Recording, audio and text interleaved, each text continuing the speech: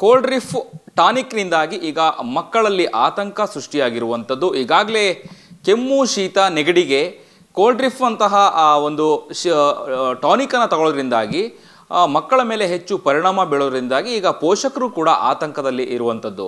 ಹಾಗಿದ್ರೆ ಕೆಮ್ಮು ಶೀತ ಜ್ವರ ಕಫ ಈ ರೀತಿಯೆಲ್ಲ ಮಕ್ಕಳಿಗೆ ಬಂದಾಗ ಮಕ್ಕಳು ಯಾವ ರೀತಿಯಾಗಿ ಪೋಷಣೆ ಮಾಡಬೇಕು, ಯಾವ ರೀತಿಯಾದಂತಹ ಮೆಡಿಸಿನ್ನ ತೆಗೆದುಕೊಳ್ಬೇಕು, ಈ ರೀತಿಯಾದಂತಹ ಸಿರಪ್ಗಳನ್ನು ತಗೊಳ್ಳೋದಕ್ಕಿಂತ ಮುಂಚೆ ಯಾವ ರೀತಿಯಾದಂತಹ ಮುನ್ನೆಚ್ಚರಿಕೆ ಕ್ರಮವನ್ನು ತೆಗೆದುಕೊಳ್ಬೇಕು ಅನ್ನೋದ್ರ ಬಗ್ಗೆ ಮಾತನಾಡಲಿಕ್ಕೆ ನಮ್ಮೊಂದಿಗೆ ಡಾಕ್ಟರ್ ಪ್ರಕಾಶ್ ರಾವ್ ಅವರಿದ್ದಾರೆ. ಅವ್ರನ್ನ ನಾವು ನೇರವಾಗಿ ಮಾತನಾಡ್ಸೋಣ.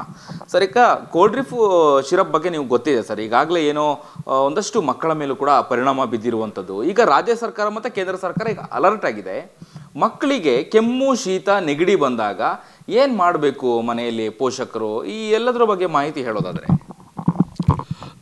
ನೀವು ಹಿಡ್ಕೊತಾರಲ್ಲ ನೋಡಿ. ಈ ಕೆಮ್ಮಿನ ಸಿರಪ್ನಿಂದ ಮಕ್ಕಳು ಸಾವು ಉಂಟಾಗಿದೆ, ಆತಂಕ ಅಲ್ಲ, ಸಾವೇ ಉಂಟಾಗಿದೆ. ಜೊತೆಗೆ ತಂದೆ ತಾಯಂದಿರಿಗೆ ಆತಂಕ ಉಂಟಾಗಿದೆ. ನನ್ನ ಕೇಳಿದರೆ ಆತಂಕ ಉಂಟಾಗೋದು ಡ್ರಗ್ ಅಥಾರಿಟೀಸ್ ಅವ್ರಿಗೆ ಆತಂಕ ಉಂಟಾಗಬೇಕಾಗಿತ್ತು. ಅವ್ರಿಗೆ ಆತಂಕ ಉಂಟಾಗಲೇ ಇಲ್ಲ. ಯಾಕೆಂದರೆ ಕಳೆದ 50 ವರ್ಷದಿಂದ ಈ ಥರದ ಅನಾಹುತಗಳು ನಡೀತಾ ಇವೆ. ಆದರೆ ಸರ್ಕಾರ ಅದ್ರ ಬಗ್ಗೆ ಎಚ್ಚೆತ್ತುಕೊಂಡೇ ಇಲ್ಲ. ಆಯಿತು, ಈಗ ಕೆಮ್ಮು ನೆಗಡಿ ಅನ್ನೋದು ಭಾಳ ಸಾಮಾನ್ಯ ಕಾಯಿಲೆ. ಅದು ಎಲ್ಲಿ ಹೋದ್ರೂ ಈ ಥರದ ಕೆಮ್ಮು ನೆಗಡಿ ಕಂಡುಬರ್ತದೆ. ಮುಖ್ಯವಾದ ಕಾರಣ ಅಂದರೆ ವೈರಲ್ ಇನ್ಫೆಕ್ಷನ್ಸು, ಕೆಲವೊಮ್ಮೆ ಬ್ಯಾಕ್ಟೀರಿಯಲ್ ಇನ್ಫೆಕ್ಷನ್ಸು, ಬೇರೆ ಬೇರೆ ಕಾರಣಗಳಿಂದ ಆಗ್ತದೆ. ನೋಡಿ, ಈ ಕೆಮ್ಮು ನೆಗಡಿಗೆ ಸಾಮಾನ್ಯವಾಗಿ ಡಾಕ್ಟ್ರ್ ಹತ್ರ ಹೋಗೋದೂ ಇಲ್ಲ. ಎಷ್ಟೋ ಜನ ಮನೇಲೇ ಔಷಧಿ ಮಾಡ್ಕೋತಾರೆ. ನೋಡಿ, ಮನೆ ಔಷಧಿ ಮಾಡಿಕೊಂಡ್ರೂ ಪರವಾಗಿಲ್ಲ, ಆದರೆ ಔಷಧಿ ಅಂಗಡಿಯಿಂದ ಕೆಮ್ಮಿನ ಸಿರಪ್ ತೊಗೊಂಡು ಬಂದು ಉಪಯೋಗಿಸ್ತಾರೆ. ಕೆಮ್ಮಿನ ಸಿರಪ್ ತೊಗೊಂಡು ಬಂದು ಉಪಯೋಗಿಸಿದ್ರೂ ಅಪಾಯ ಇಲ್ಲ. ಯಾಕೆಂದರೆ ಕೆಮ್ಮಿನ ಸಿರಪ್ಗಳು ಭಾಳಷ್ಟು ಉಪಯೋಗಿಸ್ತಾ ಇದ್ದಾರೆ. ಅದ್ರ ಬಗ್ಗೆ ಸರ್ಕಾರ 2 ಪಟ್ಟು ಹೆಚ್ಚು ಎಚ್ಚೆತ್ಕೋಬೇಕಾಗಿತ್ತು. ಆದರೆ ಎಚ್ಚೆತ್ಕೊಳ್ಳೋದೇ ಇಲ್ಲ. ಯಾಕೆಂತಂದರೆ ಅಲ್ಲಿ ಬ್ರೈಬರಿ, ದುಡ್ಡು, ಆಮೇಲೆ ಬೇಕಾದಷ್ಟು ಅನಾಹುತಗಳಾಗಿದೆ ಹಿಂದೆ. ಆದರೆ ಸರ್ಕಾರ ಅದ್ರ ಬಗ್ಗೆ ಗಮನ ಕೊಡ್ತಾ ಇಲ್ಲ. ಈಗ ಇತ್ತೀಚೆಗೆ ಆಗಿರೋದು ಮಧ್ಯಪ್ರದೇಶ, ರಾಜಸ್ಥಾನದಲ್ಲಿ, ಹಿಂದೆ ಗ್ಯಾಂಬಿಯಾದಲ್ಲಿ 70 ಮಕ್ಕಳು ಸತ್ತೋದ್ರು. ಆವಾಗ ನಮ್ಮ ಸರ್ಕಾರ ಅದು ಆಗೇ ಇಲ್ಲ ಅಂತ ವಾದಿಸ್ತಿತ್ತು. ಆಮೇಲೆ ವಿಶ್ವ ಆರೋಗ್ಯ ಸಂಸ್ಥೆ ಅದನ್ನು ಪ್ರೂವ್ ಮಾಡಿದ ಮೇಲೆ ಒಪ್ಕೊಂಡ್ರು. ಇನ್ನೂ ಅವರು ಕ್ಲೇಮ್ ಮಾಡ್ತಾ ಇದ್ದಾರೆ. ಇದೇ ರೀತಿ ಜಮ್ಮು ಕಾಶ್ಮೀರದಲ್ಲಿ 2019ರಲ್ಲಿಯೂ ಸಹಿತ ಸಾವುಗಳಾಗಿತ್ತು. ನೋಡಿ, ಪಬ್ಲಿಕ್ ಮೆಮರಿ ಈಸ್ ಶಾರ್ಟ್ ಅಂತ ಹೇಳ್ತಾರೆ. ಮರ್ತು ಬಿಡ್ತೀವಿ ನಾವು ಸಮಾಜದೊಳಗೆ ಏನೇನು ಆಗ್ತಿದೆ ಅಂತ. ಈ ಕೆಮ್ಮಿನ ಸಿರಪ್ನಿಂದ ಆಗ್ತಾ ಇರೋ ಅನಾಹುತ 50 ವರ್ಷದಿಂದ ಕಂಡುಬರ್ತಾ ಇದೆ. ಅದೂ ಅಲ್ಲದೆ ಇನ್ನೂ ಹಲವಾರು ಔಷಧಿಗಳು ಅನಾಹುತಗಳಿಂದ ಕಂಡುಬರ್ತಾ ಇದೆ. ಅದರಿಂದ ಜನರು ಏನು ಮಾಡಬೇಕು ಅಂತಂದರೆ, ಮೊದಲನೇ ಪ್ರಶ್ನೆ ಇಲ್ಲಿ ಜನರು ಏನು ಮಾಡ್ಬೋದಕ್ಕೆ ಅನ್ನೋದಕ್ಕಿಂತ ಹೆಚ್ಚು ಸರ್ಕಾರ ಏನು ಮಾಡಬೇಕಾಗಿದೆ. ಸರ್ಕಾರ ಇದ್ರ ಬಗ್ಗೆ ಹೆಚ್ಚು ಗಮನ ಕೊಡಬೇಕಾಗಿದೆ. ಡ್ರಗ್ ಅಥಾರಿಟೀಸ್ ಇನ್ನೂ ಸ್ಟ್ರಿಕ್ಟ್ ಆಗಬೇಕಾಗಿದೆ. ಸಾವು ಅನ್ನೋದು ಆಗಲೇ ಕೂಡ್ದು, ವೈದ್ಯಕೀಯ ವಿಷಯದೊಳಗೆ ಸಾವು ಅನ್ನೋದು ಆಗಲೇ ಕೂಡ್ದು. ಆದರೆ ಡ್ರಗ್ ಅಥಾರಿಟೀಸ್ ಅದ್ರ ಬಗ್ಗೆ ಯೋಚನೆ ಮಾಡ್ತಾನೇ ಇಲ್ಲ. ಆಮೇಲೆ ಬ್ರೈಬು ಅದೆಲ್ಲ ಸಾಕಷ್ಟು ನಡೀತಾ ಇದೆ. ಈಗಲೂ ಬೇಕಾದಷ್ಟು ಕೇಸಸ್ ಈ ಥರದ್ದು ನಡೀತಾ ಇದೆ. ಎಷ್ಟೋ ಕೇಸ್ಗಳು ಹೊರಗೆ ಬರೋದೇ ಇಲ್ಲ. ಅದರಿಂದ ಸರ್ಕಾರ ಜವಾಬ್ದಾರಿ ತೊಗೋಬೇಕು. ಜನಸಾಮಾನ್ಯರು ಜವಾಬ್ದಾರಿ ತೊಗೊಳ್ಳೋದು ಅಂತಂದರೆ ವೈದ್ಯರ ಹತ್ರ ಹೋಗಬೇಕು, ಚಿಕಿತ್ಸೆ ತೊಗೋಬೇಕು, ಸರಿಯಾದ ಔಷಧಿ ತೊಗೋಬೇಕು. ಆಮೇಲೆ ಡಾಕ್ಟ್ರ್ ಕೊಟ್ಟಿದ್ದ ಔಷಧಿನೇ ತೊಗೋಬೇಕು. ಡೈರೆಕ್ಟಾಗಿ ನೀವು ಔಷಧಿ ಅಂಗಡಿಯಿಂದ ತೊಗೊಂಡು ಉಪಯೋಗಿಸೋದ್ರಿಂದ ಈ ಥರ ಆಗ್ಬೋದು ಅಂತ ಹೇಳ್ತಾರೆ. ಅದು ಸುಳ್ಳು. ಯಾವುದೇ ಔಷಧಿ ಡೈರೆಕ್ಟಾಗಿ ತೊಗೊಂಡ್ರೂ ಸಹಿತ ಅಥವಾ ಡಾಕ್ಟ್ರ್ ಬರೆದು ಕೊಟ್ಟರು ಸಹಿತ ಆ ಔಷಧಿ ಸರಿಯಾಗಿಲ್ಲದೆ ಇದ್ದರೆ ಈ ಅನಾಹುತಗಳಾಗೇ ಆಗ್ತದೆ. ಅದರಿಂದ ಇಲ್ಲಿ ಜನರ ಮೇಲೆ ಇಲ್ಲ ಜವಾಬ್ದಾರಿ ಇರೋದು ಸರ್ಕಾರದ ಮೇಲೆ, ಔಷಧಿ ಕಂಪ್ನಿಗಳ ಮೇಲೆ. ಅದ್ರ ಬಗ್ಗೆ ಸರ್ಕಾರ ಏನು ಅನ್ನತ್ತೆ ಅದು ಮುಖ್ಯವಾದದ್ದು. ಸರ್, ಇನ್ನು ನೀವೊಬ್ಬರು ವೈದ್ಯರಾಗಿ ಕೆಲವೊಂದು ವೈದ್ಯರು ಮಾಡುವಂತಹ ಎಡವಟ್ಟಿನಿಂದನೂ ಕೂಡ ಮಕ್ಕಳ ಮೇಲೆ ಪರಿಣಾಮ ಬೀಳ್ತಿರುವಂಥದ್ದು. ಇನ್ಫ್ಯಾಕ್ಟು ನೋಡ್ತಿರೋ ಹಾಗೆ 14 ಜನ ಮಕ್ಕಳು ಸಾವನ್ನಪ್ಪಿರುವಂಥದ್ದು ಕೂಡ ಬೆಳಕಿಗೆ ಬಂದಿರುವಂಥದ್ದು. ಈ ಡಾಕ್ಟ್ರುಗಳು ಕೂಡ ಒಂದು ರೀತಿಯಾಗಿ ಎಚ್ಚರಿಕೆನ ವಹಿಸಬೇಕು. ಮೆಡಿಸಿನ್ ಬರೆದುಕೊಳ್ಳುವಂಥ ಸಂದರ್ಭದಲ್ಲಿ ಎಲ್ಲೋ ಒಂದು ಕಡೆ ಡಾಕ್ಟ್ರು ಕೂಡ ಎಲ್ಲೋ ನಾಲೆಡ್ಜ್ ಕೊರತೆಯಿಂದನೋ ಅಥವಾ ಏನು ಯಾವ ರೀತಿಯಾಗಿ ಅವರು ಆ ಮೆಡಿಸಿನ್ ಬರ್ಕೊಳ್ಳುವಂಥ ಸಂದರ್ಭದಲ್ಲಿ ಎಡುತ್ತಾ ಇದ್ದಾರೆ ಅನ್ನುವಂಥದ್ದು ಇತ್ತೀಚಿನ ದಿನಗಳಲ್ಲಿ. ನೋಡಿ, ನಾನೊಬ್ಬ ವೈದ್ಯಕೀಯ ಪ್ರೊಫೆಷನ್ನು ಡಾಕ್ಟ್ರು. ನಾನು ವೈದ್ಯಕೀಯ ಪ್ರೊಫೆಷನನ್ನು ಸಪೋರ್ಟ್ ಮಾಡ್ತಾ ಇಲ್ಲ. ಡಾಕ್ಟ್ರು ಸಾಮಾನ್ಯವಾಗಿ ಔಷಧಿನ ಸರಿಯಾಗಿ ಬರೆದು ಕೊಡ್ತಾರೆ. ಈ ಥರದ ಅನಾಹುತಗಳಾಗೋದು ಡಾಕ್ಟ್ರಿಂದ ಅಲ್ಲ. ಸ್ಪಷ್ಟವಾಗಿ ಹೇಳ್ತಾ ಇದ್ದೀನಿ ಕೇಳಿ, ಡಾಕ್ಟ್ರಿಂದ ಆಗೋದಲ್ಲ. 99% ಡಾಕ್ಟರ್ಸ್ಗೆ, ಕ್ವಾಲಿಫೈಡ್ ಡಾಕ್ಟರ್ಸು, ಈಗ ಬೇರೆ ಸಿಸ್ಟಮ್ನವರು ಅಲೋಪತಿಕ್ ಮೆಡಿಸಿನ್ ಯೂಸ್ ಮಾಡಿದ್ರೆ ಅಪಾಯ ಆಗ್ತದೆ, ಅದನ್ನು ತಪ್ಪಿಸ್ಬೇಕು. ಅದು ನಡೀತಾ ಇದೆ ನಮ್ಮ ದೇಶದೊಳಗೆ ಈಗಲೂ. ಬೇರೆ ಸಿಸ್ಟಮ್ನವ್ರು ಉಪಯೋಗಿಸ್ತಾರೆ, ಅವ್ರಿಗೆ ಏನೂ ಗೊತ್ತಿರೋದಿಲ್ಲ. But qualified doctors, MBBS doctors ಅಥವಾ MD ಡಾಕ್ಟರ್ಸು ಇವ್ರಿಗೆಲ್ಲರೂ ಸ್ಪಷ್ಟವಾಗಿ ಗೊತ್ತಿರ್ತದೆ, ಅವರಿಂದ ಒಂದು ಅನಾಹುತನೂ ಆಗಲ್ಲ ಅಂತ ನಾನು ಗ್ಯಾರಂಟಿ ಕೊಡ್ತೀನಿ. ಎರಡನೇ ಪಾಯಿಂಟು ನೋಡಿ, ಇವತ್ತು ಡಾಕ್ಟ್ರಿಂದ ಆಗ್ತದೆ ಅಂತ ಅಂದ್ಕೊಳ್ಳೇಬಾರ್ದು. ಕಾರಣ ಏನು ಅಂತಂತಂದರೆ, ಇವತ್ತು ಮಾರುಕಟ್ಟೆಯೊಳಗೆ ಅನಗತ್ಯ ಔಷಧಿಗಳು ಬೇಕಾದಷ್ಟಿದೆ. ಸರ್ಕಾರ ಸಾಕಷ್ಟು ಔಷಧಿಗಳನ್ನ ಬ್ಯಾನ್ ಮಾಡಿದೆ, ಅನಗತ್ಯ ಔಷಧಿಗಳನ್ನ ಇನ್ನೂ ಬೇಕಾದಷ್ಟಿದೆ. ಅದನ್ನೆಲ್ಲ ತೆಗೆದುಹಾಕ್ರಿ. ಆಮೇಲೆ ಕೌಂಟರ್ಫೀಟ್ ಮೆಡಿಸಿನ್ಸ್ ಅಂತಿದೆ, ಸರಿಯಾದ ಪ್ರಮಾಣದಲ್ಲಿ ಅದರೊಳಗೆ ಔಷಧಿ ಇರೋದಿಲ್ಲ, ಆ ಥರದ ಮೆಡಿಸಿನ್ಸ್ನ ಕೌಂಟರ್ಫೀಟ್ ಮೆಡಿಸಿನ್ ಅದನ್ನು ತೆಗೆದುಹಾಕಿ. ಆಮೇಲೆ ಅಪಾಯಕರ ಔಷಧಿಗಳು ಬೇಕಾದಷ್ಟಿದೆ, ಅದನ್ನು ತೆಗೆದುಹಾಕಿ. ಸರ್ಕಾರದ ಜವಾಬ್ದಾರಿ ಅದು, ಇದು ಡಾಕ್ಟ್ರ್ ಜವಾಬ್ದಾರಿ ಅಲ್ಲ. ಆಮೇಲೆ ಡಾಕ್ಟ್ರ್ ತಪ್ಪು ಮಾಡಿಲ್ಲ ಇಲ್ಲಿ, ಆದರೆ ತಪ್ಪು ಹೇಳಿಕೆಗಳನ್ನ ಕೊಡ್ತಾ ಇದ್ದಾರೆ. ನೋಡಿ, ಈಗ ಏನು ಹೇಳಿಕೆ ಕೊಡ್ತಾ ಇದ್ದಾರೆ ಅಂದರೆ, ಡಾಕ್ಟ್ರು ಹುಷಾರಾಗಿರಬೇಕು ಅಂಥೇಳಿ, ಆ ಥರದ್ದು ಹೇಳಿಕೆ ತಪ್ಪು. ಡಾಕ್ಟರ್ಸ್ ಹುಷಾರಾಗೇ ಕೊಟ್ಟಿರ್ತಾರೆ. ಆಮೇಲೆ ಡೈರೆಕ್ಟಾಗಿ ಪೇಷಂಟ್ಸೇ ಡೈರೆಕ್ಟಾಗಿ ಪೇಷಂಟ್ ಡೈರೆಕ್ಟಾಗಿ ಉಪಯೋಗಿಸ್ತಾರೆ. ಯಾಕೆಂದರೆ ಕೆಮ್ಮು ನೆಗಡಿ ಸಾಮಾನ್ಯ ಸಮಸ್ಯೆ, ಡಾಕ್ಟ್ರ್ ಹತ್ರ ಹೋಗೋಕ್ಕಾಗೋದಿಲ್ಲ. ಔಷಧಿ ಅಂಗಡಿಯಿಂದ ಒಂದು ಕೆಮ್ಮಿನ್ ಸಿರಪ್ ತೊಗೊಂಬರ್ತಾರೆ. ಕೆಮ್ಮಿನ್ ಸಿರಪ್ ಕೊಡಿ ಡಾಕ್ಟ್ರೇ, ಕೊಡಿ ಅಂತ ಕೇಳಿದರೆ ಅವರು ಒಂದು ಕೆಮ್ಮಿನ್ ಸಿರಪ್ ಕೊಡ್ತಾರೆ, ಅದು ತಪ್ಪಿಲ್ಲ. ಆದರೆ ಆ ಕೆಮ್ಮಿನ್ ಸಿರಪ್ನೊಳಗಿರೋ ಔಷಧಿ ಸರಿ ಇರಬೇಕು. ಎಷ್ಟೋ ಸರಿ ಈ ಥರದ ಕಲಬೆರಕೆ ಆಗಿರೋದ್ರಿಂದ ಕೆಮ್ಮಿನ್ ಸಿರಪ್ಗಳಿಂದ ಅಪಾಯ ಆಗ್ತದೆ. 99% ಅಲ್ಲ, 100% ಕೆಮ್ಮಿನ್ ಸಿರಪ್ನೊಳಗೆ ಪರ್ಫೆಕ್ಟ್ ಕೆಮಿಕಲ್ಸ್ ಇರಬೇಕು.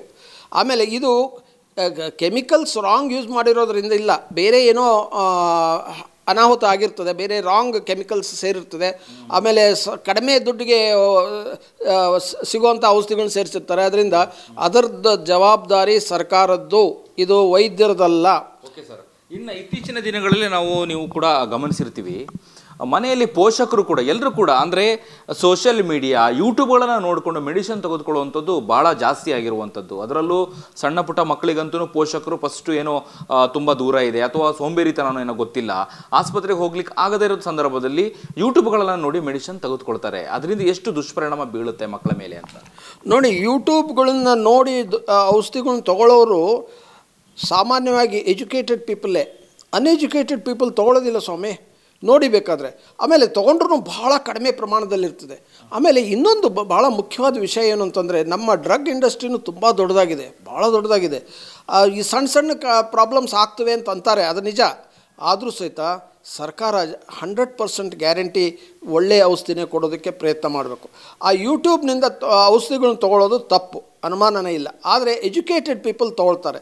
ಅವರೂ ತೊಗೊಳ್ಳೋದಾದರೆ ವೈದ್ಯರ ಅಡ್ವೈಸ್ ಇಲ್ಲದೇ ತೊಗೊಳ್ಳೇಬಾರ್ದು. ಯೂಟ್ಯೂಬ್ನೊಳಗೆ ಬಂದ ಈ ವಿಷಯದಿಂದ ಔಷಧಿ ತೊಗೊಳ್ಳೋದು ತಪ್ಪದು. ಆದರೆ ಜನಸಾಮಾನ್ಯರು ಅಂದರೆ 50% ಅನ್ಎಜುಕೇಟೆಡ್ ರೂರಲ್ ಏರಿಯಾಸ್ ಜನ ಅದನ್ನು ತೊಗೊಳ್ಳೋದಿಲ್ಲ, ನಾನು ಗ್ಯಾರಂಟಿ ಕೊಡ್ತೀನಿ. ಅದರಿಂದ ಈ ಥರದ ಅನಾಹುತಗಳಾದರೆ ಅದು ಔಷಧಿ ಡ್ರಗ್ ಅಥಾರಿಟೀಸ್ ಮೇಲೆ ಹೋಗುತ್ತದು, ಅವ್ರಿಗೆ ಬೆಟ್ ತೋರಿಸುತ್ತೆ. ಬಟ್ ಅವ್ರು ಒಪ್ಕೋತಾ ಇಲ್ಲ.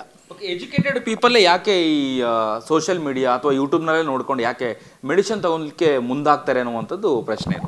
ಹೌದು, ನೀವು ಹೇಳೋದು ಸರಿ ಇದೆ. ನೋಡಿ, ಹೋದ ಸಲ ಜ್ವರ ಬಂದಾಗ ನಾನು ಮನೇಲಿ ಮೆಡಿಸಿನ್ ತೊಗೊಂಡೇ ಸರಿ ಹೋಗ್ಬಿಡ್ತು. ಸೊ ಇವತ್ತು ನನಗೆ ಜ್ವರ ಬಂದಿದೆ, ಅದೇ ಮೆಡಿಸಿನ್ ತೊಗೋತೀನಿ ಅಂತ ಹೋಗ್ತಾರೆ, ಹಿಂದಿನ ಎಕ್ಸ್ಪೀರಿಯೆನ್ಸು. ಇನ್ನೊಂದು ಏನು ಅಂತಂತಂದರೆ, ವೈದ್ಯರ ಹತ್ರ ಹೋದರೆ ಟೈಮು. ಎರಡನೇ ವಿಷಯ ಏನು ಅಂತಂತಂದರೆ, ಡಾಕ್ಟ್ರ್ ಹತ್ರ ಹೋದರೆ ನೀವು have to pay lot of money. ಆಮೇಲೆ ಇವತ್ತು ಇನ್ನೊಂದು ಏನಾಗಿದೆ ಅಂದರೆ, ನಮ್ಮ ಅಲೋಪತಿಕ್ ಸಿಸ್ಟಮ್ನಲ್ಲಿ ಅನ್ನೆಸೆಸರಿ ಇನ್ವೆಸ್ಟಿಗೇಷನ್ಸ್ ಮಾಡಿಸ್ತಾರೆ. ಆ ಟೆಸ್ಟ್ ಮಾಡಿಸಿ, ಈ ಟೆಸ್ಟ್ ಮಾಡಿಸಿ ಅಂತ. ನೋಡಿ, ಕ್ಲಿನಿಕಲ್ ಡಯಾಗ್ನೋಸಿಸ್ ಅನ್ನೋದು ಮರ್ತೇ ಹೋಗಿದೆ ಡಾಕ್ಟರ್ಸ್ಗೆ. ಇದು ತಪ್ಪು, ನಾನು ಒಪ್ತೀನಿ. ಕ್ಲಿನಿಕಲ್ ಡಯಾಗ್ನೋಸಿಸ್ ಮೇಲೆ ಟ್ರೀಟ್ಮೆಂಟ್ ಕೊಡೋದು ಭಾಳ ಕಡಿಮೆ. ಆದರೆ ಅದನ್ನು ಸ್ಪೆಷಲಿಸ್ಟ್ ಮಾಡ್ತಾರೆ, ಸ್ಪೆಷಲ್ ಟೆಸ್ಟ್ಗಳು ಮಾಡಿಸ್ತಾರೆ. ಬಟ್ ಸಾಮಾನ್ಯ ವೈದ್ಯ, ಕುಟುಂಬ ವೈದ್ಯ ಕ್ಲಿನಿಕಲ್ ಡಯಾಗ್ನೋಸಿಸ್ ಮೇಲೆ ಕೊಡಬೇಕು, ಬಟ್ ಕೊಡೋದಿಲ್ಲ. ಹೀಗಾಗಿ ಜನರಿಗೆ ಒಂಥರದ ಆತಂಕ ಉಂಟಾಗಿದೆ. ಆಮೇಲೆ ಔಷಧಿ ತೊಗೊಂಡ್ರೆ ಏನು ಹಾರ್ಮ್ ಆಗೋದಿಲ್ಲ, ನಾನು ಪ್ಯಾರಾಸಿಟಮಾಲ್ ತೊಗೊಳ್ತೀನಿ, ಒಂದು ಆ್ಯಂಟಿಬಯೋಟಿಕ್ ತೊಗೋತೀನಿ, ಹಿಂದೆ ತೊಗೊಂಡಿದ್ದೀವಿ, ಈ ನಂಬಿಕೆ ಮೇಲೆ ತೊಗೋತಾರೆ. ಬಟ್ ಜನರಿಗೆ ಆ ವಿಷಯದ ಬಗ್ಗೆ ತಿಳುವಳಿಕೆ ಕೊಡಬೇಕು, ಸರ್ಕಾರ ಅದ್ರ ಬಗ್ಗೆ ಜವಾಬ್ದಾರಿ ವಹಿಸಬೇಕು. ಟಿ ವಿ ಮೇಲೆ ಇಷ್ಟೊಂದು ಅಡ್ವರ್ಟೈಸ್ಮೆಂಟ್ ತೋರಿಸ್ತಾರೆ, ಈ ಥರದ ಕೆಲವು ವಿಷಯಗಳನ್ನ ತೋರ್ಸೋಕ್ಕಾಗಲ್ಲ ಸರ್ಕಾರಕ್ಕೆ. ಆಗತ್ತೆ, ಆದರೆ ತೋರಿಸಲ್ಲ. ಯಾಕೆಂತಂದರೆ ಅವ್ರಿಗೆ ಔಷಧಿ ಕಂಪ್ನಿಯಿಂದ ಒತ್ತಡ ಇರ್ತದೆ. ಅದರಿಂದ ಸರ್ಕಾರದ ಜವಾಬ್ದಾರಿ ಅದು. ನೀವು ಹೇಳ್ತಾ ಇರೋದು ಸರಿ ಇದೆ. ನೀವು ಯೂಟ್ಯೂಬ್ ನೋಡಿ, ಗೂಗಲ್ ನೋಡಿ ನೀವು ಔಷಧಿ ತೊಗೋಬೇಡಿ, ಸಾಧ್ಯವಾದಷ್ಟು ವೈದ್ಯರ ಹತ್ರ ಹೋಗಿ ತೊಗೊಳ್ಳಿ ಅಂತ ಹೇಳಬೇಕು. ವೈದ್ಯರು ಸುಲಭವಾಗಿ ದೊರಕಬೇಕು. ಆ್ಯಂಡ್ ಸರ್ಕಾರ ಈ ವಿಷಯದ ಬಗ್ಗೆ ಟಿ ವಿಗಳಲ್ಲಿ, ಮಾಧ್ಯಮಗಳಲ್ಲಿ ತೋರಿಸ್ಬೇಕು. ಅಡ್ವರ್ಟೈಸ್ಮೆಂಟ್ ಸ್ವಲ್ಪ ಕಡಿಮೆ ಮಾಡಿ ಇದನ್ನು ತೋರಿಸಿದರೆ ಒಳ್ಳೆಯದು. ಇನ್ನು ಕೊನೆಯದಾಗಿ, ಮಕ್ಕಳಿಗೆ ಕೆಮ್ಮು, ಶೀತ, ನೆಗಡಿ ಈ ರೀತಿಯಾದಂತಹ ಕಾಯಿಲೆಗಳು ಬಂದಾಗ ಮುನ್ನೆಚ್ಚರಿಕೆ ಕ್ರಮವಾಗಿ ಏನು ಮಾಡಬೇಕು ಅನ್ನುವಂಥದ್ದು ಸರ್. ಈಗ ನೇರವಾಗಿ ಡಾಕ್ಟರ್ ಹತ್ರ ಹೋಗ್ಲಿಕ್ಕೆ ಆಗಲ್ಲ, ವೈದ್ಯರ ಹತ್ರ ಹೋಗ್ಲಿಕ್ಕೆ ಆಗಲ್ಲ. ಆ ಸಂದರ್ಭದಲ್ಲಿ ಪ್ರಾಥಮಿಕವಾದಂಥ ಚಿಕಿತ್ಸೆಯನ್ನು ಏನು ಮಾಡ್ಬೋದು ಅನ್ನುವಂಥದ್ದು, ಡೈರೆಕ್ಟಾಗಿ ಈ ರೀತಿಯಾದಂತಹ ಕೋಲ್ಡ್ ಡ್ರಿಪ್ ಸಿರಪ್ಪನ್ನು ತೆಗೆದುಕೊಳ್ಳುವಂಥ ಬದಲು ಏನು ರೆಫರ್ ಮಾಡ್ತೀರಾ ನೀವು ಅನ್ನುವಂಥದ್ದು ಮನೆಯಲ್ಲೇ? ನೋಡಿ, ಕೋಲ್ಡು ಕಾಫು ಇದು ಜ್ವರ ಬರೋದು ಇದು ಸಾಮಾನ್ಯ ಕಾಯಿಲೆ. ಆಲ್ಮೋಸ್ಟ್ 60% ಮಕ್ಕಳಿಗೆ ಅಥವಾ ವಯಸ್ಕರಿಗೆ ಇದು ಬಂದೇ ಬರುತ್ತೆ. ಆಮೇಲೆ ನಾವು ಅದಕ್ಕೆ ತಯಾರಾಗಿರಬೇಕು. ಒಂದು. ಎರಡನೇ ಪಾಯಿಂಟ್ ಏನು ಅಂತಂತಂದರೆ, ಕೋಲ್ಡು ಕೆಮ್ಮು ಬಂದಾಗ ಅವ್ರು ಮಾಡಬೇಕಾಗಿರೋದೇನು ಅಂತಂತಂದರೆ ವಿಶ್ರಾಂತಿ ಸ್ವಲ್ಪ ಬೇಕಾಗ್ತದೆ. ಸುಸ್ತಿರ್ತದೆ, ವಿಶ್ರಾಂತಿ ಬೇಕಾಗ್ತದೆ. ಜ್ವರ ಬಂದರೆ ಹಣೆ ಮೇಲೆ ತಣ್ಣೀರು ಬಟ್ಟೆ ಇಟ್ಕೊಳ್ಳೋದನ್ನು ಪ್ರಾಕ್ಟೀಸ್ ಮಾಡಬೇಕು. ಜೊತೆಗೆ ನೀರು ಕಾಯಿಸಿ ಆವಿ ತೊಗೊಂಡ್ರೆ ನೆಗಡಿ ಕಡಿಮೆ ಆಗ್ತದೆ, ಗಂಟಲು ನೋವು ಕಡಿಮೆ ಆಗ್ತದೆ. ಸೊ ನೀರಿನ ಆವಿ ತೊಗೊಳ್ಳೋದ್ರ ಬಗ್ಗೆ ನಾವು ಗಮನ ಕೊಡೋದೇ ಇಲ್ಲ. ಸೊ ನೀರಿನ ಆವಿ, ಆಮೇಲೆ ನೀರಿನ ಆವಿ ತೊಗೋತಾ ಇರ್ಬೇಕಾದ್ರೆ ಹುಷಾರಾಗಿರಬೇಕು. ನೀರು ಬಿಸಿ ನೀರು ಇರ್ತದೆ, ಮೈ ಮೇಲೆ ಚೆಲ್ಲೋ ಸಾಧ್ಯತೆ ಇದೆ. 3-4 ದಿವಸ ಇದನ್ನೇ ಮಾಡಿ ಸ್ವಾಮಿ, ಇದನ್ನು ಮಾಡಿದರೆ ಆಟೋಮ್ಯಾಟಿಕ್ಲಿ ಸರಿ ಹೋಗ್ತದೆ. ಅಥವಾ ಮನೇಲಿ ಏನೋ ಔಷಧಿ ಇತ್ತು ಅಂದರೆ, ಕಷಾಯ ಅದೇನಾರು ಇತ್ತು ಅಂದರೆ ಅದನ್ನು ಉಪಯೋಗಿಸಿ. 3-4 ಡೇಸ್ ನೀವು ವೈದ್ಯರ ಹತ್ರ ಹೋಗದೇ ಇದ್ರೂ ಪರವಾಗಿಲ್ಲ. ಯಾಕೆ ಅಂತಂದರೆ ಈ ವೈರಲ್ ಇನ್ಫೆಕ್ಷನು ತಂತಾನೇ ಕಡಿಮೆ ಆಗ್ತದೆ. 3-4 ದಿವಸದಲ್ಲಿ ತಂತಾನೇ ಕಡಿಮೆ ಆಗ್ತದೆ. ಕಡಿಮೆ ಆಗದಿದ್ದರೆ ಸೆಕೆಂಡ್ರಿ ಇನ್ಫೆಕ್ಷನ್ ಅಂತ ಆಗಿರ್ತದೆ. ಆವಾಗ ವೈದ್ಯರ ಹತ್ರ ಹೋಗಿ ಚಿಕಿತ್ಸೆ ಬೇಕಾಗ್ತದೆ. ನನ್ನ ಒಪಿನಿಯನ್ ಏನಂದರೆ 3-4 ದಿವಸ ಬಿಸಿನೀರಿನ ಶಾಖ ಅಥವಾ ಬಿಸಿನೀರಿನ ಆವಿ ತೊಗೊಳ್ಳೋದು, ಜೊತೆಗೆ ಬಿಸಿನೀರು ಕುಡಿಯೋದು, ಕಾಫಿ ಟೀ ಕುಡಿಯೋದು, ಜೊತೆಗೆ ಆ ಬಿಸಿ ವಿಶ್ರಾಂತಿ ತೊಗೊಳ್ಳೋದು, ಅದನ್ನು ಮಾಡೋದ್ರಿಂದ ನಿಮ್ಮ 90% ಈ ಕೆಮ್ಮು ನೆಗಡಿ ಸಮಸ್ಯೆ ತಾನೇ ಕಡಿಮೆ ಆಗ್ತದೆ. ಅಗತ್ಯ ಬಿದ್ದರೆ ಆಮೇಲೆ ವೈದ್ಯರ ಹತ್ರ ಹೋಗಿ. ಧನ್ಯವಾದಗಳು ಸರ್. ಇದಿಷ್ಟು ಡಾಕ್ಟರ್ ಪ್ರಕಾಶ್ ರಾವ್ ಅವರ ಮಾಹಿತಿಯಾಗಿತ್ತು. ಕ್ಯಾಮರಾ ಪರ್ಸನ್ ಮನೋಜ್ ಜೊತೆ ಅಭಿಜಿತ್ ಗಣೇಶ್, ಕರ್ನಾಟಕ ಟಿವಿ, ಬೆಂಗಳೂರು. ದೇಹದಲ್ಲಿ ಬ್ಯಾಡ್ ಕೊಲೆಸ್ಟ್ರಾಲ್ ಜಾಸ್ತಿ ಆದಾಗ ಹಾರ್ಟ್ ಅಟ್ಯಾಕ್ ಆಗೋ ಚಾನ್ಸಸ್ ಜಾಸ್ತಿ. ಇತ್ತೀಚೆಗಂತೂ ಸಿಕ್ಕಾಪಟ್ಟೆ ನ್ಯೂಸ್ನ ಕೇಳ್ತಾನೆ ಇದ್ದೀವಿ. ಸೊ ಬ್ಯಾಡ್ ಕೊಲೆಸ್ಟ್ರಾಲ್ನ ಕಮ್ಮಿ ಮಾಡೋದಕ್ಕೆ ಉತ್ತಮವಾದ ಆಹಾರ ತುಂಬ ಇಂಪಾರ್ಟೆಂಟು. ಜೀನಿ ಸ್ಲಿಮ್ ಯೂಸ್ ಮಾಡಿ. ಕರೆಕ್ಟ್. ಜೀನಿ ಸ್ಲಿಮ್ನಲ್ಲಿರುವಂತಹ ಎಷ್ಟೋ ಆಹಾರ ಧಾನ್ಯಗಳು ಕೊಲೆಸ್ಟ್ರಾಲ್ ಲೆವೆಲ್ನ ಕಮ್ಮಿ ಮಾಡೋದಕ್ಕೆ ಹೆಲ್ಪ್ಫುಲ್ ಆಗುತ್ತೆ. ಸೊ ಹೆಲ್ದಿ ಆಗಿರಿ, ಜೀನಿ ಸ್ಲಿಮ್ನ ಯೂಸ್ ಮಾಡಿ.